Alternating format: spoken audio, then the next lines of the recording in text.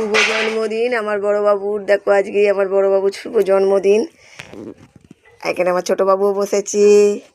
এই যে কী রান্না বান্না হয়েছে দেখো। হাত সারা শাক ভাজা, করলা ভাজা, মাছের মাথা ভাজা, মুড়ো ভাজা, পটল ভাজা, আলু ভাজা, বেগুন ভাজা, এরকম ভাজা, মাছের ঝাল, এখানে পায়েস, আর হচ্ছে চালের পিঠেও করতে হয়। চালের পিঠে আগে দিতে হয়, ওই জন্যে চাটনি, ওখানে সবজি ডাল, এখানে দই মিষ্টি আছে, এখানে 5 রকম মিষ্টি। আর এই যে সব বড়বাবুকে আজকে 5 রকম রান্না করে দিচ্ছি জন্মদিনের।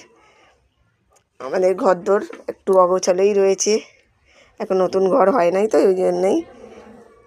এই আমার জন্মদিন। কেমন আছো বড়বাবু? আজ তোমার কি? সবাই আশীর্বাদ করো আমার বড়বাবুকে, যেন মানুষ হয়, বড় মানুষ হয়, মানুষের মতো মানুষ হয়।